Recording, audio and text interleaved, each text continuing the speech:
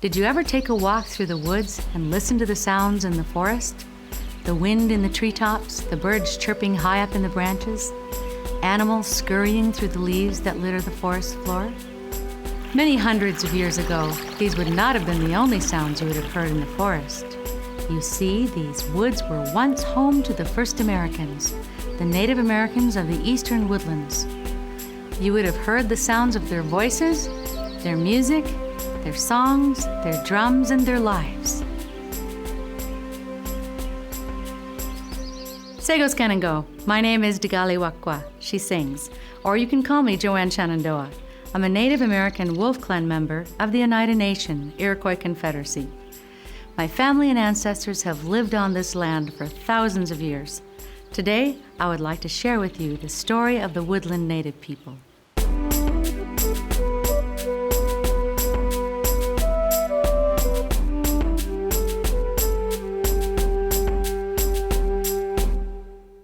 One way we've come to know about early Native American culture is through artifacts dug up by archaeologists. Artifacts are things like pottery, jewelry, and tools. By exploring artifacts left behind, we can learn a lot about what life was like for the first American people. You may wonder, how did the first Americans come to live on this land? Well, one theory scientists propose is that thousands of years ago, much of the northern hemisphere was covered with huge sheets of ice called glaciers. This was the Ice Age. The cold temperatures caused more and more water to freeze, and the level of the oceans dropped. When this happened, a land bridge crossing the sea between Northeast Asia and North America was revealed. Bison, caribou, and other large animals crossed over the bridge, and the Asian people who hunted these animals and depended on them to survive followed. The people settled all over North America and formed groups or nations, becoming the first Native Americans. Some of these people settled in the Pacific Northwest. Others settled in the deserts of the Southwest. Still others settled in the Great Plains. And some people traveled east and settled in what is today known as the northeastern United States, the Great Lakes region, and eastern Canada. The people settled in deep forests, by lakes, rivers, and streams, and lived off the land. Today we call these people the Native Americans of the Woodlands. Each woodland nation had its own name. They were called the Algonquin, the Iroquois, the Wampanoag, and the Cree. Each people had their own customs. A custom is a special way a group of people do things, but each shared a common bond, their respect for nature. And nature provided everything the Native American people needed to live. Many different nations settled in the woodlands of North America. They all used the forests, its rivers and resources around them to survive and form their own way of life. The trees of the forest provided them with materials to make homes or shelters to protect themselves from the weather and the animals. One type of home some woodland people built were called wigwams. Wigwams were built out of trees and bark from the surrounding forests. They had a rounded roof and were 10 to 16 feet wide. Their round shape protected them from every kind of weather condition, from rain, wind, and snow. Families would build fires inside their wigwams. The fire was used to heat the home and for cooking too. At the top of every wigwam was a hole for smoke to escape. Wigwams were safe and warm. One or two families called each wigwam their home. Other woodland people built homes that could hold several families. They lived in a larger type of house called a longhouse. A longhouse was also built from trees. A longhouse was supported by long poles and covered with bark from the trees. They too, like wigwams, had rounded roofs, but longhouses were much bigger. Some were 300 feet long. sometimes even longer. Inside a longhouse, there were many fire pits, which kept the longhouses warm and were used for cooking as well. Above each fire pit, there was a hole in the longhouse roof to let the smoke escape. As many as 30 families could live in one longhouse. Each family had their own space to live, sleep, and store their belongings. A longhouse was much like an apartment house you would find today. Woodland people lived together in villages. A village was made up of homes and a central meeting place. Members of the same clan lived in a village.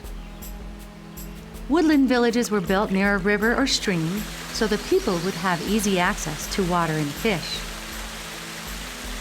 A village was a close-knit community, and often there were many villages for each Native American nation.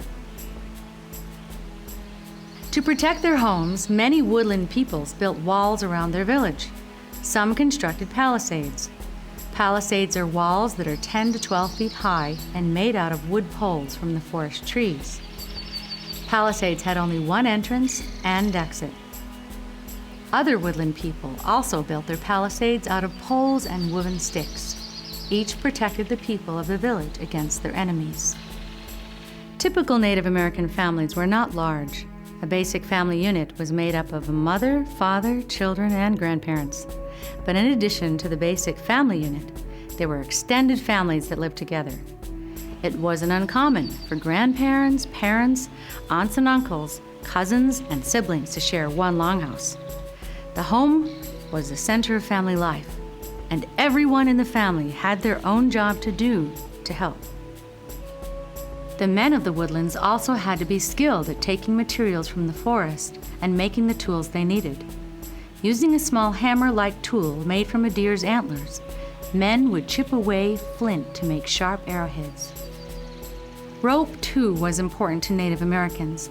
The men knew that certain fiber plants that grew wild in the woods would be woven into strong ropes for lashing and tying. The women of the Woodlands had many skills as well. They were excellent farmers. They planted seeds and harvested crops. In addition, women took care of the homes and children. At an early age, they learned to make beautiful handcrafted baskets for carrying and storing food. Women also used their weaving skills to make large fish nets for fishing.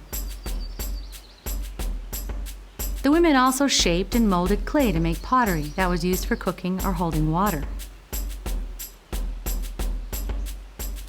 And when it came to preparing and cooking the family meals, the women and girls of the family took on that chore as well. Food was cooked over a fire in a clay pot, on stones found in the forest, or roasted on a stick.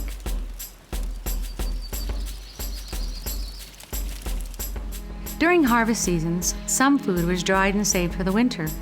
Much of it was stored in a separate hut or pits, with storage built below the ground where it was much cooler. Now, long ago, Native American children didn't go to school. They learned by watching the grown-ups around them. As soon as they could walk, boys were given toy bows and arrows. Young girls learned the skills of basket weaving, making pottery and clothing, farming and cooking from their mothers.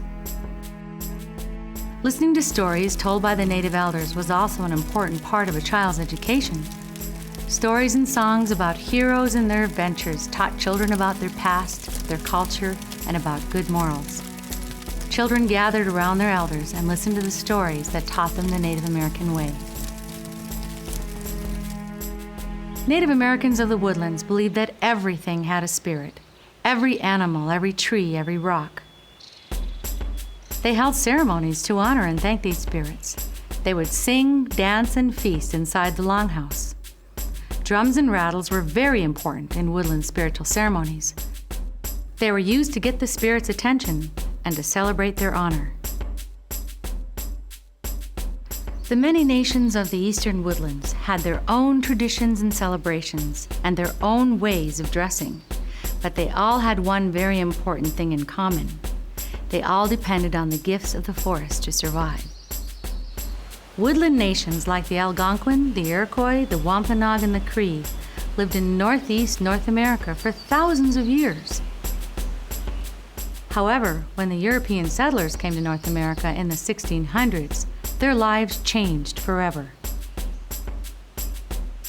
At first, many Native American people welcomed and even helped the settlers. But Native American people did not understand the concept of individual land ownership, and many signed papers that gave their land away to the settlers.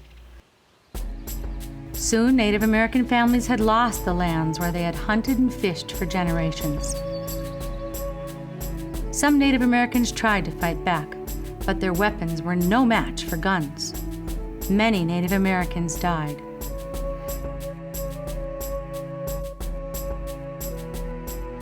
The Native American nations that once lived throughout the Woodlands were killed in battles with the settlers or died from disease. As many as 90% perished in various plagues. Survivors were pushed out of their homes and forced to live on reservations, land set aside for Native Americans only. It's important to know and understand the fascinating history of Native American people. It's a story of the past, but it's also important to realize that today, many Native Americans don't live on reservations. They live in towns and cities just like you, and their lives are not much different than other Americans.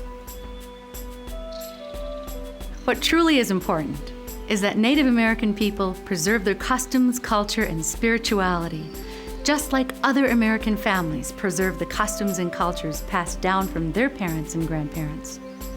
And even though the lifestyle of today's Native Americans has changed, they know the value of teaching the truth of their ancestors, the first Americans.